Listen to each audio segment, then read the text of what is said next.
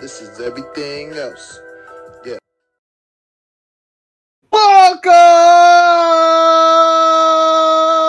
to another exciting episode of Everything Else. I am the Raging Cajun. Not from New Orleans at all, and not Cajun at all, but Raging Cajun. Marcus the Grand Vanelli. And I'm joined by not one, not two. I'm going to say not three. Three faces of Jamal. Jamal, how are you doing? I'm going full Alabama right now. Woo! Oh, he threw the hat. Hey, he threw the hat. No one dropped the chair though. I'm bringing the chair. That lady did not deserve that chair shot. You don't know what she did. She may have. I'm going to rule out, due to the hilarity of the incident, to say maybe she did. Maybe she did. But she was already on the ground. Why did he cock back into some volleyball? Oh, she said something. You would hit me with that chair. Wow. Wow. Oh man, there were chair ninjas. There were people swimming. There's hand throwing signals. Again, it's hard for pro wrestling to be a top sport or form of entertainment when the real world keep giving us gems like this. It's really hard because that's something straight out of any wrestling show ever. Run-ins galore, chaos and pandemonium. We end the show with JR going, "Oh my God, I'll see you next week. Oh God, I'll break a loop." You know? And then next week happens, and then they have backstage footage and backstage footage of what happened and everything like that. Different angles all of a sudden. Drive it off and random stuff. But we're not here to talk about the Bama Riverboat, although some of these guys I think could have made our top 30 or 10 under 30 list. As in, there were some true athletes in that group. And that's what our main discussion is going to be today, followed by a G1 discussion. First off, we're going to go over the ESPN list for their top 10, the inspiration for our show this week, or as I like to call it, the complete knockoff of what they did, the material of what they did. So we're just going to cover their top 10. They have a bunch of people listing those things in different orders, but we'll give our arguments on this damn list. Yeah, we're going to give our arguments, our complaints, our views, our opinions, who should be higher, who should be lower. But I'm just going to go over the top 10. Number 1, MJF. That's an obvious. I give him that. Rhea Ripley, big time draw world champion. Cool. Austin Theory, U.S. champion. Don't even know he's on TV. Hilo Del Maquino. He shows up on AEW once every now and then. He takes some L's. You may have seen him flip around. Dominic Mysterio. You can't hear who he is because of the booze. Number 6, Braun Breaker. He grew a beard. He's big. He's mean. He's angry. Put the tables by his fucking nobodies. Get the hell out of here. Going through tables and getting them celebrated to end NXT.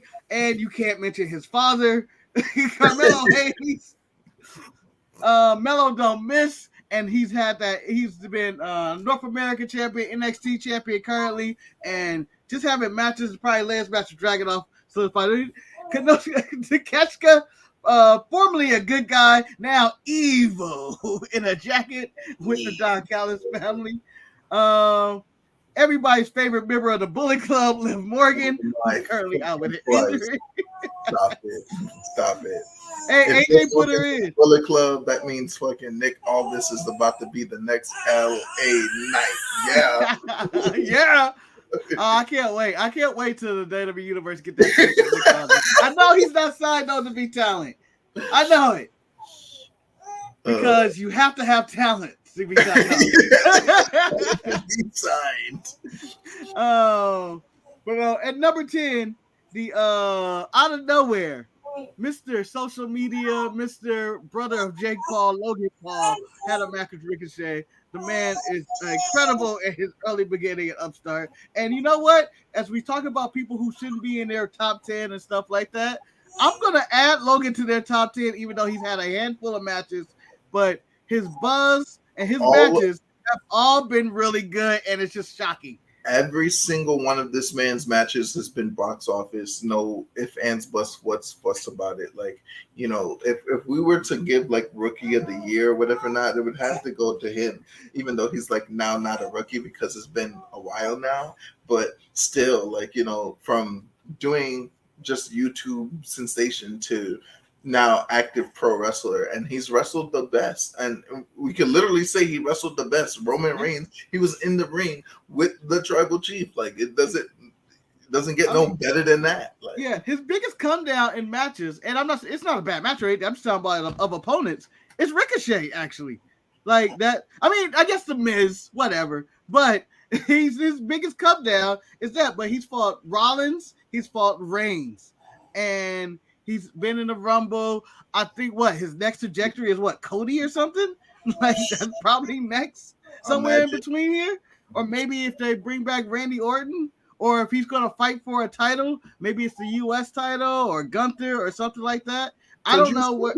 Could you see Logan Paul versus like Austin Theory or fucking something like that? Like, you know, that'd be. I don't really see it against Theory. I feel like it's too weird. It would be like Theory wrestling himself, but a better version of himself. A better version of himself. Like, not like saying that Theory's horrible in the ring. Theory's good. I don't have a problem with Theory. A lot of people have a problem with Theory. I don't have a problem with Theory. I just feel like the persona and the arrogance that he puts off, Logan just has that just off instinct. Like, it's just natural to him. Like, it seems like Theory tries to put that shit on. Like, your main complaint in this top 10, I think, is Liv Morgan, right? Bullet Club Liv. I mean, not necessarily, because, like, remember Manny in the chat. Remember what I said prior to the broadcast. I was just like, hey, I don't really agree with Liv Morgan being on this list because of like reasons, but again, you got to respect it, right? 2-time tag team champion. She's been a former SmackDown Women's Champion. Like, you gotta just, you know, no. She's still young. And she's still got more time. You're nicer than me. You're nicer than me. She's improved. And I'm throwing her out. Why are you throwing her out? I'm throwing her out.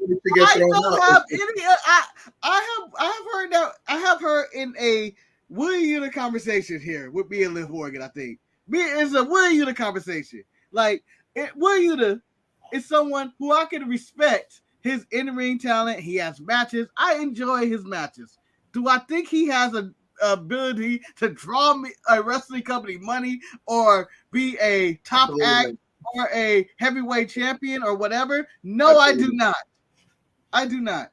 And then with Liv Morgan on the opposite end, I think her in-ring is some of the worst I've ever seen in the ring. And then what gets her up, it's her star power and apparently likability, basically from the WWE docs. And she's a likable person because she's a white trash woman from Jersey. Stop it. Let's stop the cap. She's just a white bitch from New Jersey. I just feel like she's lower standard than Alexa Bliss. That's her whole gimmick. White bitch from New Jersey. That's it. That's done. Like, that's why. Maybe. No, maybe. Remember when she first no. The fuck you trying to do? She's a white bitch from Jersey. That's it. That's her gimmick the whole time. The entire time. Crazy. But there's so many people. There's so many people. Like, when you go, especially in the women's wrestling, that I would put over Liv Morgan. That was just put over. Like, I feel like this one, I would pull her out. I'll pull her out the top 10. There's so many other women. Oh yeah, we have a quota. We're no longer calling women bitches. We're gonna respect women. Eric is on there. You two are out of control. We're calling women bitches. We call it white trash. We can call them. Well, we will only use the word. We will use respectable women. Okay, but no, Liv Morgan shouldn't be on this. I would put anybody else in that top 10, and I feel like on their whole 30 list, they have people too low and too high. In my top 10, I'm also gonna pull out. I'll pull out Vikino. I know he's the AAA Mega whatever championship. That's fine. That's great.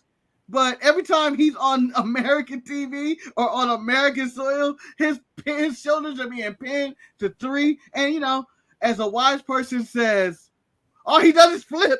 All he does is flip. He's looking like Commander out here. Commander Junior, Gran Metalik, freaking every other luchador out here. Like, you know, you think that you've seen everybody do flippy dippy doodah, and then you watch these Mexican wrestlers just continue to break the barrier, break the mold of flippy dippy doodah. But like, you know, I like flips next to much as the next person, but again, there's a time and there's a place. This is why Ricochet keeps losing, because he keeps flipping all over the damn place instead of trying to freaking sustain a victory in the ring. Rey Mysterio, as you could see, he's not just flipping all the time no more. You know, he has strategy when it comes to his matches. It's psychology to his flips. You know, there's psychology to it. You know what I'm saying? So like. Damn. And I'm even talking about even in the battles with Psychosis days. But even then, there were times where he would just flip in certain matches. But it got better over time. So if Aquino can get to that point, he may enter like my top 10. But, you know, do you have any other complaints or omissions to this list that you were like, hey, not giving away any of your top 5 or anything like that, but things you would change about this ESPN list? Yeah, like, you know, there's certain people on here like you said, Wheeler Yuta's on this list, and he's above people like Kiyomiya and Jordan Grace and Deonna Purrazzo, Ilya Dragunov, Masha Slamovich, like Tyler Bate, Shota Umino, Daniel Garcia. Like it doesn't make sense. When you see certain people, like one, Ilya Dragunov for me on their list, I believe is ranked in the 20s, if not 30, somewhere close to 30. He's 26. He's 26. Exactly. And I was like, he's one of the best wrestlers currently right now. When Dragunov has a match, you watch and you immediately go like, fuck, that may be a classic. With anybody. Yes, with literally anybody. You go like, dang, that was a physical affair. And that was like, that is a classic. You've seen him with Gunther. You've seen him with T-Bar. You've seen him with Wesley. You've seen him with the triple threat. Everything, just over his time. Everything that he touches, like, it's crazy. It's some just really like fantastic. It's fantastic work, and I can't wait to see William the next Trick Williams match in 2 weeks that they're building up at whatever show. I think it's called like Heat Wave or something. And I was like, I can't wait to see him elevate Trick Williams, because that's what's gonna happen. He's gonna make a man out of Trick, as he said. He gonna whoop that Trick. He gonna whoop Trick. It's just, it's some stuff that I was like, that they excluded. Like, I think Trey Miguel is not on their top 30. Trey Miguel's not here. How? A really talented wrestler on Impact that just Ace Austin, you shitting me? ABC, the tag team, are excluded from the list, and I went, oh, that and I took that one personally, because they are talented as well. And it was like they had a thing of like, we know of people who wrestle with Impact, but we don't honestly care. And there's a lot of women who are, and I'm going to say this right now, potentially all the people under 30 who have the most potential are women. It's all the women right now. There's mad women out there underneath the age of 30 that are doing the damn thing. Like, we're talking anywhere from 23-year-olds to 25, that 23, 25 age range. They're killing it out here. Yeah. All women, all over the place. All right. So before we get into our list, we're going to read this from J.K. Smush. Good afternoon. May Hulk Hogan be stuck watching former Funkadactyl Cameron favorite match on a loop every time he watches TV. And you know what? That might be the nicest thing J.K. Smush has ever did for Hulk Hogan. Because he's gonna be watching Foxy versus Melina for the Divas Championship. And each time he's gonna be rooting for Melina, because you know how he don't like the blacks. Yeah. And he's gonna hope that she wins. He's gonna hope she wins, and she doesn't. It's gonna hurt his heart all the time. Jesus. All right, hold on. Let me grab my phone real quick to get my list ready. Jamal, I didn't put mine in any particular order. Like, I did not like rank them, because I always feel like people go back and forth. I'm just gonna have 5 people I'm gonna list off, and we can go back and forth and talk about people individuals. So I'm gonna allow you to go first. Who you got? What you got? You do have at 5. Roxanne Perez should be on this list. She's a young prodigy.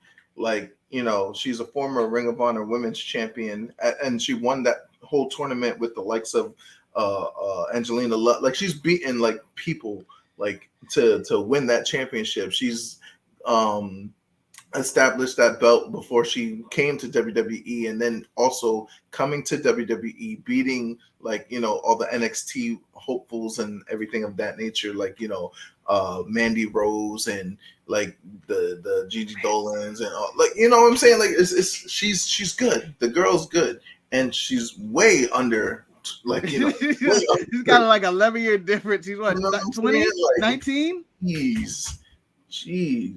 So it's one of those where you just go like, God damn, that was that's really impressive at her age. And there's some problems I see with her, like her mic work could be better. Like when she talks, I'm just like, this little kid isn't telling me nothing. Exactly. And there's just aspects of that doesn't work for me. It just doesn't work. But I do see why she's on her. She does have good matches. She is a quality wrestler. She can only get better at this young state. I believe. Let me check my sources. I believe Willow should be on this list, but I think that they did not. Yeah, she should be. She is 29 years old. See, Willow Nightingale. I don't know why. And that's who I was going with. I was going to swing for the fence because once you hit 29, I go, oh, she's eligible. I pick Willow Nightingale, who goes up there and just has bangers with anybody. I don't know if she can have a bad match with anybody. I think that she has the right size and speed and agility to have a match with anybody. She's not too tall. She's wide, but whatever. She just works, and she's safe. She works with everybody. I know. She just have matches with Mercedes and all these energy. The energy that she brings to the ring is impalpable. So like when she fires up, I believe the entire arena fires up with her. It's like, So I was definitely adding her to the list when I was thinking like she has to be there, like in the top 10, over Liv Morgan. Like my whole list is to bump out people out their list. All right, who you got? Who's like four? Generation Cora Jade, man. Cora Jade too. Remember, like a lot of these people on this list should be women. Like I'm I just felt like doing it. I had to do it. I mean, she did. The reason she may not make that list is she did quit the week the list came out.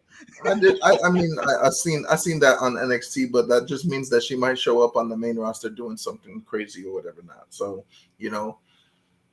Yeah. I'm gonna ask somebody, and I'm just gonna because there are certain people who I think they get slept on because they're in tag teams, but I've separated this. Julius Creed is a freak athlete and is going to be a star one day. He has right size, right athleticism. Some of the things he do, you be like, damn, he's like 6'3" or whatever, jumping to the top rope, flipping off stuff. I just feel like he's underrated. He's like 27, 28 years old, just a year older than his brother or whatever. But I feel like Julius Creed makes my list. It's just like there's so much potential right there. Yes, he's an NXT tag team champion. Doesn't have either, and tag team wrestling means nothing in WWE basically. But I think there's something there in the singles run. So I'm a piggyback off your tag team. Like even though he's in the tag team, he's legit. Kyle Fletcher, Aussie Open. Boy's 24 years old, bro, and he's getting better. And he's already won multiple tag team championships across multiple promotions. And that's coming out of Australia. There's something in the water in Australia. I'm telling you right now. I don't know what they doing over there. Like, like they're the new Canada for me. Like Canada was just popping out everybody, and you'd be like, damn, they're Canadian too. But out of nowhere, Australia is just like wild in these streets. Like everybody's coming from Australia. Whether it's Rhea Ripley, Bronson Reed, or Kyle Fletcher, or just Aussie Open in general. It just goes on and on. And I'm throwing the iconics in there. Shout out to Billy Kay. One day you'll come back and resurge. The inspiration will come back. Next, I feel like it's someone that's like, I went back and forth on this one. I can still go back. I'm just going to add it. I'm switch it. So I just recently discovered this person because of you, and I've said I'm going to bring him up on this show again. just because his G1. Yes, he didn't win anything. He didn't come close in coming out of his block, but he was a disruptor. He was a personality, and he should be the true leader of the Bullet Club. And that is the Gabe Kidd should be on this list. He is about 26 years old, and the dude just oozes charisma out every ear and just a menace out there in the streets. And I was like, oh shit, this is something special here. And I feel like the world should check him out whenever he does anything, anywhere. You're still my answer. I was gonna say, like, Gabe Kidd is one of those guys that I've been watching for such a long time, like since he was like 19, 20, when he was wrestling WCPW, and again, he's had matches with top tier wrestlers, like top tier. I'm talking Drew McIntyre. I'm talking Kurt Angle. I'm talking fucking Matt Riddle. I'm talking fucking like Rey Mysterio. He's had a match with. He had a match with Ospreay multiple times. Martin Kirby. Like, there's just so many people that he's already wrestled at such a young age, and now that he's in New Japan doing like Bullet Club stuff, is like, I'm glad to see that, it's coming to fruition for him. He's going to be a fucking star one day. He's going to be everything that David Finlay wished that David Finlay was right now. That's what David Finlay is someone who didn't make any of our lists, by the way. I don't even know his age. I honestly forgot about David Finlay when we were doing this. Like, there were every member of the Bullet Club that was going like, oh yeah, they do have ELP at this point. He's 30, so he don't count. Yeah, okay. I didn't look it up. I didn't even look it up and forgot about him. That shows you how I feel about David Finlay at this current moment. When I didn't even think about him. Never even talked my list. Because if you want to know how my list went out, if I thought about you, you made my list. And I was like, and then I looked your age up and was like, scratch, you out. You too old. You just a little too old. I am going to go next, and my next one was Jordan Grace. This is the one I went back with Gabe Kidd, and I was like, Jordan Grace, one of the best, if not the best, female wrestler in the world right now, who is currently a free agent, and I don't understand why no company, if they have offered her the bag, AEW, WWE, Impact, or whoever's available out there, you should definitely do it. Right off the jump, I feel like she's really low on this list. And like she's close to on the ESPN list, she was like closer to 30, and I went, "Oh, that's harsh right there." But I believe she should be up there. She's one of the top wrestlers in the world, just in general, just wrestler in general, male or female. Well, I'll do one better, and I'll pick one of her rivals, which Deonna Purrazzo. Like, a lot of people are not putting respect on Deonna Purrazzo's name. Like, she is the virtuosa. She is who she says that she is. Hopefully, like, I know Trinity is the Impact Women's Champion right now, but the match that her and Trinity will have is going to be a banger. Their last match was a banger. Every match that she has with someone, Mickie James, Jordan Grace, it doesn't matter who is in the ring with her. She's just putting on these fantastic matches, and she's just like, it's like, yeah, man. I also second this, Manny. I do agree with the cigarette, the deep, raspy, natty voice was like, how you doing? Like, I do second that, but that shouldn't hold you back. It shouldn't hold you back. And then also, Manny, with Danny Garcia. Danny Garcia would have made my list if he hadn't started dancing. It's just kind of like, what happened with this? I don't understand. Sports entertainer, man. That's what happened. I'm against it. That's Chris Jericho's fault. Chris Jericho. There's somebody that's not on this list that could be on this list, and that's Hook.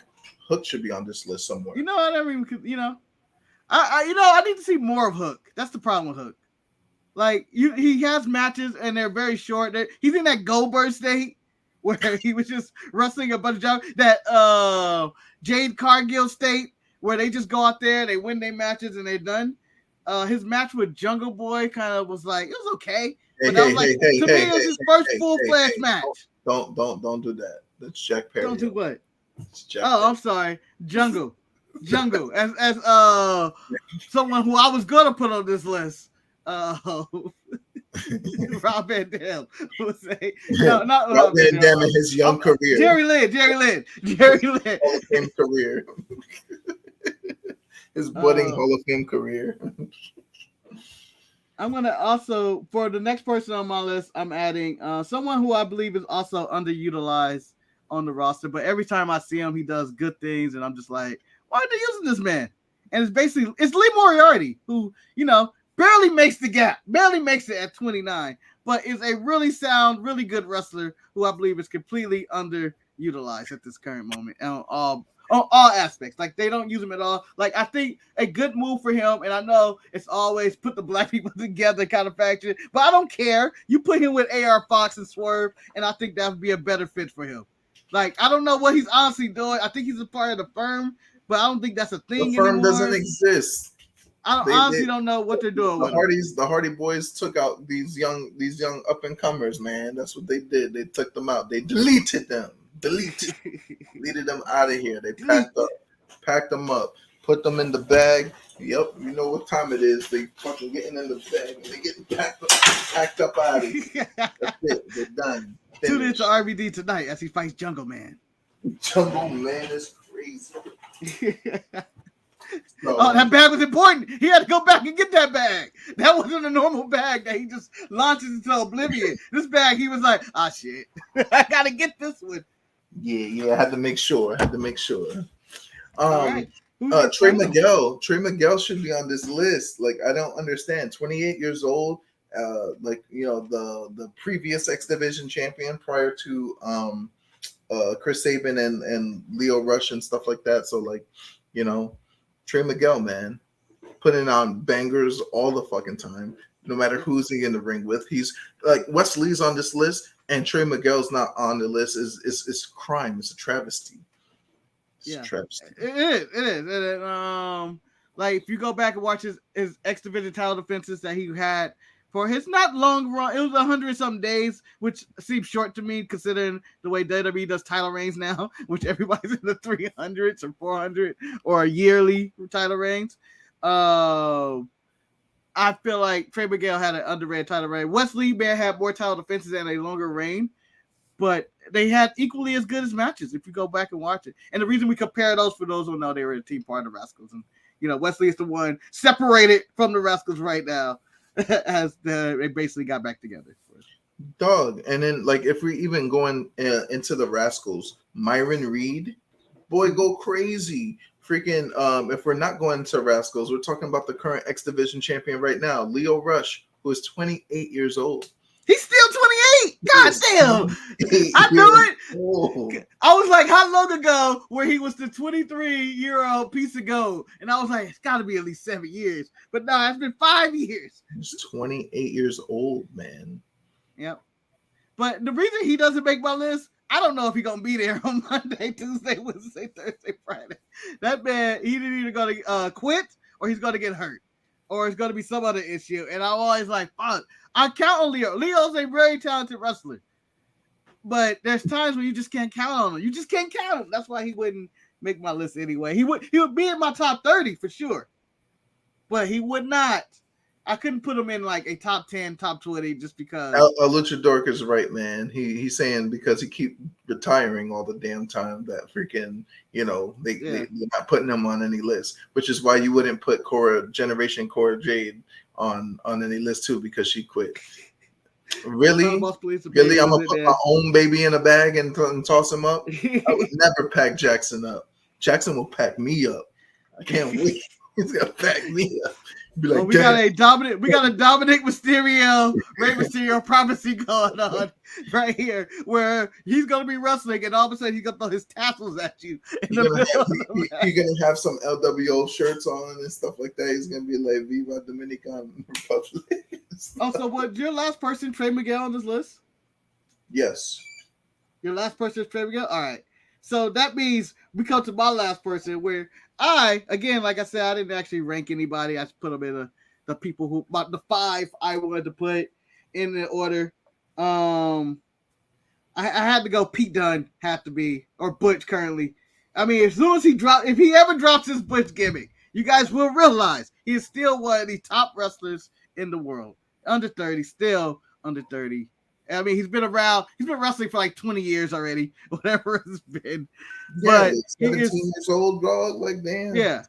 And just he could kill it any given night with any given body at any given time. And as long as he drops the Bush gimmick, I would definitely he's in my top agree. 5. I agree with Manny over here that Billy Stark should be on this list. The only reason he's saying that is because he probably seen her live. Yeah, that's also with Mackenzie and everybody else. All the NXT UK women that Manny is watching now on their independent scene, he's added to it. I'm sure Nina Samuels, I don't know how old she is. She's baking them brownies, and she's also in Manny's pocket. Manny's been compromised by being fed brownies, and he's going to just give all those women a break. But I also agree. I don't have a problem with Billy Stark. Nah, Nina Samuels is 35 years old. Let's stop it. She a grown woman. But there's a lot of people. There's a lot of potential talent going on right now in wrestling. It seems like all the old dogs are on top.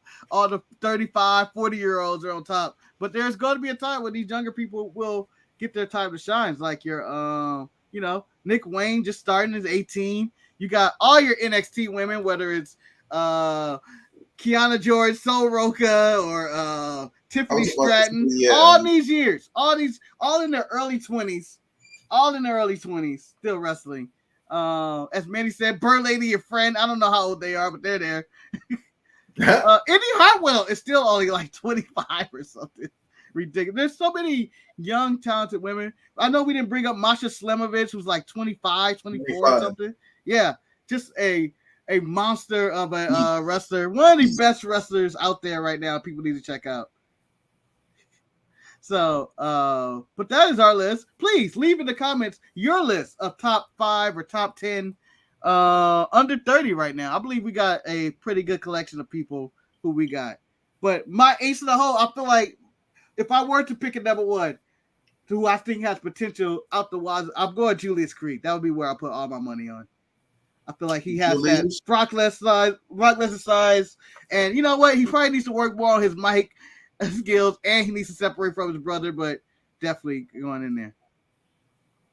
Yeah, number 1 definitely should be either, like, for potential wise, it's gonna be either Carmelo Hayes or Dominic Mysterio. That's what I got.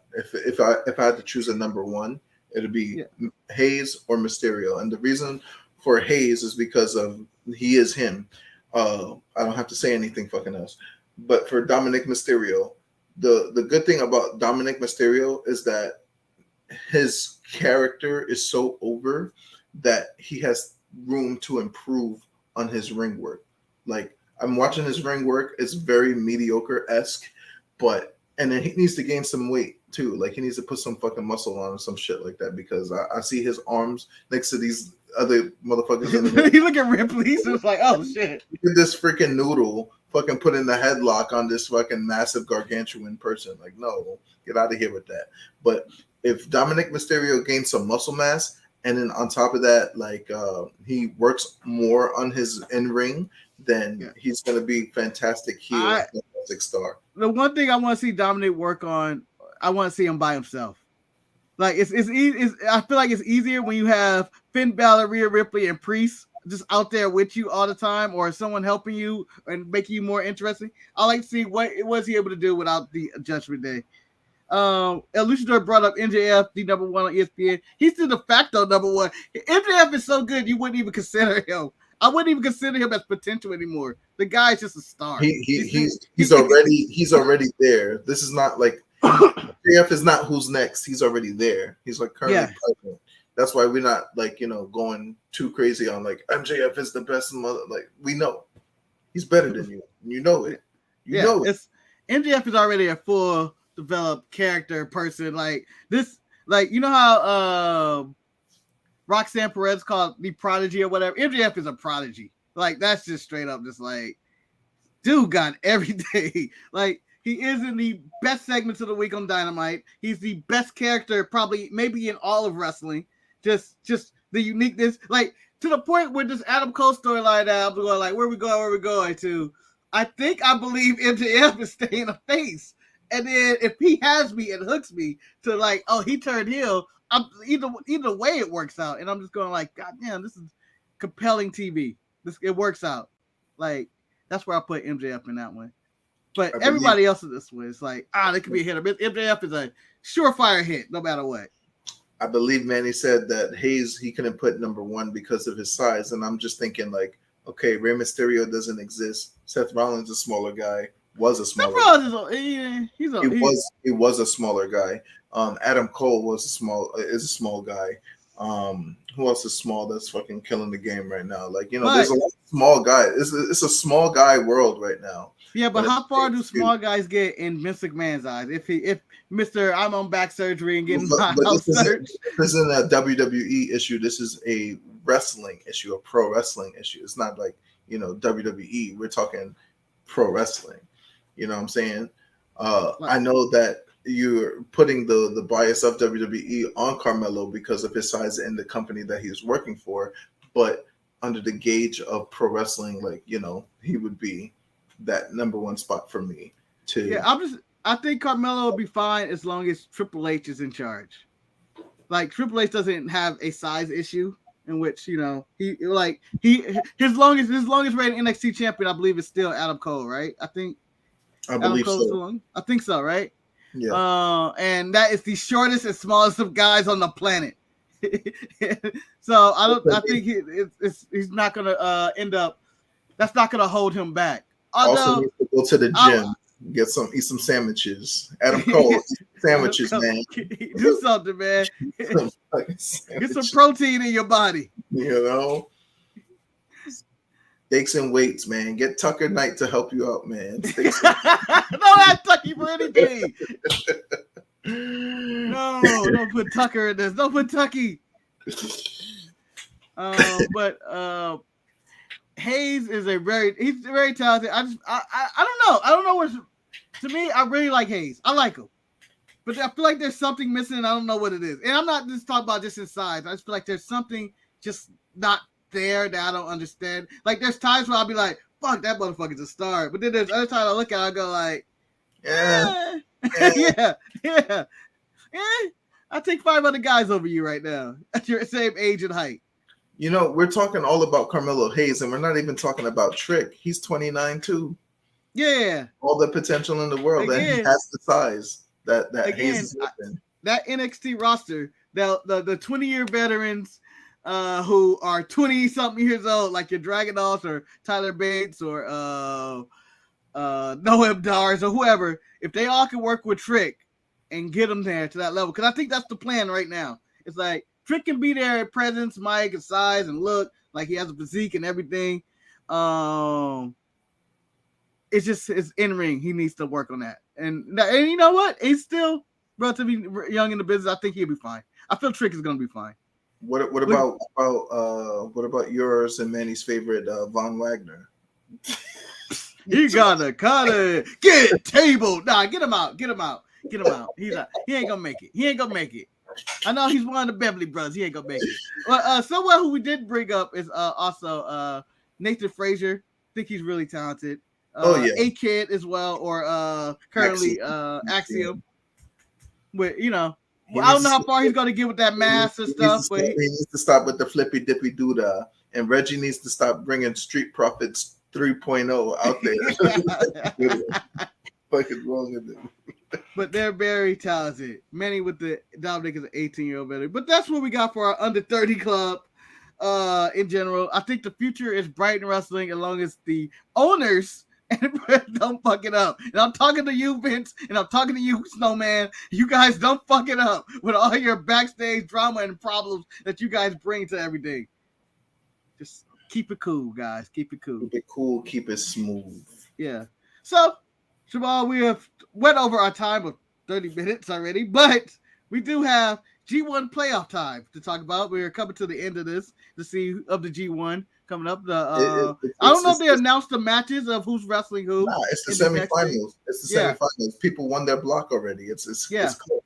So in the A block, Sonata with the clean sweep. He's got 14 points. Nobody beat him in this whole G1. And like I was saying earlier to you, I don't remember a time where a champion ran through the G1 like Sonata has. Like, and I'm not. I think it's a tribulation of his block, because like his block is not really, like, if you look at the block, it's like a lot of young guys mixed with guys that's not doing too much, aside from Kiyomiya. Yeah, like, it's just like, he ran through his block clean and stuff like that. And this was an opportunity for some of these young guys, the Gabe kids, Shota Uminos, the Ren Naritas, the the Yota Sujis, the Hikaleus, to, hey, I'm wrestling the world champion. You know what I'm saying? So that this was their opportunity to do that. Sonata ran clean through his block. Okada, he's gonna win it all. He's gonna win it all. Look, Okada, he won his block. He's 12 points right now. His block was a little tougher. With the likes of Kenta and Will Ospreay and Taichi and Tongaloa returning and stuff like that. Poor Great Okan. He just got stuck in the wrong block.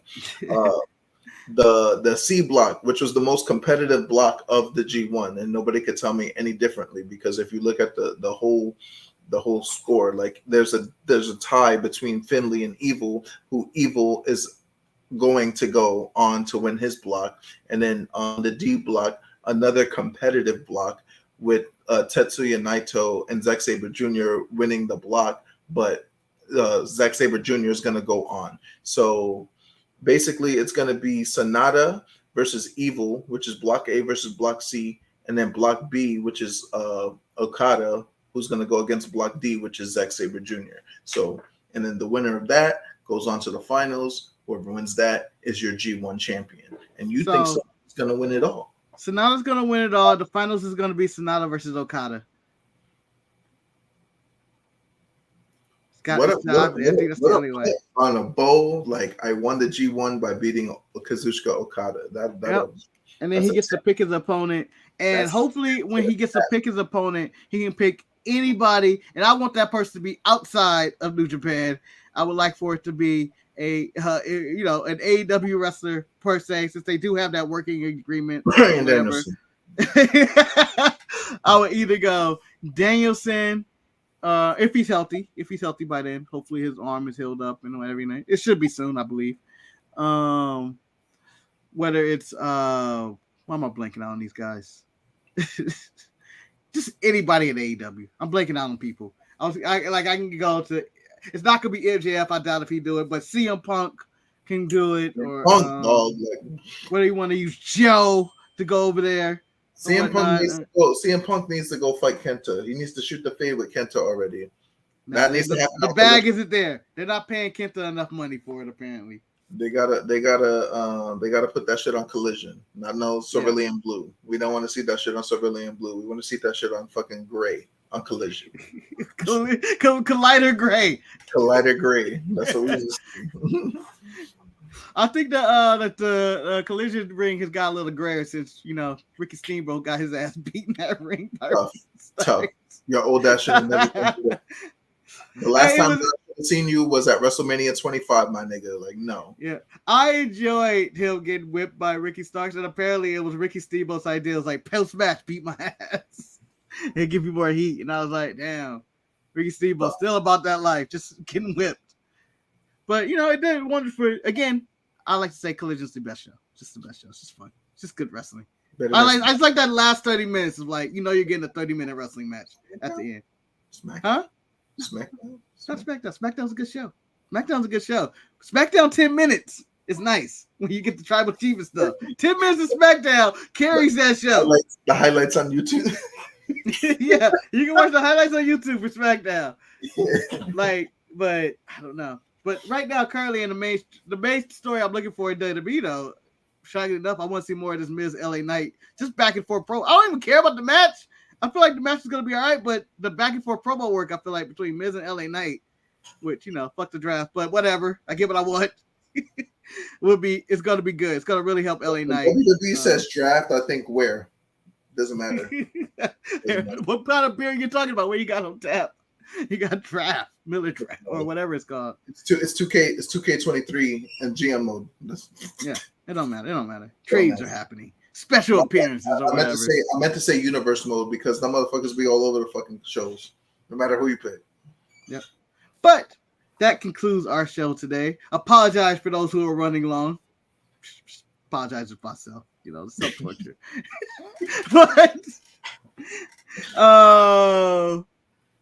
But you can find me here tomorrow as I review with Manny, the Lord himself. We review AEW Dynamite and NXT. And you can find Jamal here on this channel every week here on ETE, but more importantly, on the Mid-Card Mess podcast, where you will get all types of wrestling topics and stories and discussions. Jamal, what is the latest thing you recorded? Latest thing I recorded, SummerSlam review with my boy Jamel. My boy Jamel finally on the show. I tried to get that man on the show for like 8,000 years. Episode 90. Can you believe I have 90 episodes? What's going on with this? Oh, shoot, dang. Push to 100, baby. You're going for the 100. The quest for 100. Quest for 100. And you can find that podcast on SoundCloud at threefacesofjamal.com, blah, blah, blah. You guys know how to use the internet. 3 Faces. The number 3. Number three. Don't spell it out. Don't be weird. Don't be weird. Hey, don't worry. Google will fix it for you. All right. Oh man, I'm on the road. I think I'm on the road, guys. It's 3 Faces as well. It's just some guy that really thinks he has 3 faces. He's just got like leather faces. Yeah. It's what's that movie? What, Jodie Texas Foster. Chainsaw? No, oh yeah, you got that. But Silence of the Lambs, where you're just cutting different body parts. Hello, Clutties. Heracles. Fava beans and a nice Chianti. Tough. Yep. But till next time, guys. Tootles, to quote the great Chris Tiffany Stratton. Tootles. And you can't do the gun point when you were talking to praise of Cora Jane. You gotta do the eye look and to the point. All right. We see you guys next week, tomorrow, the day after, and whenever else after that. Cool. Peace out. See you later. Goodbye. So long. Tootles. Pack it up, Jerry. By the way, pack it up, RBD. Pack it up. Pack it up. No, seriously, RBD, pack it up. The whole fucking bag. The whole fucking bag. You have a wife and a girlfriend. Go home.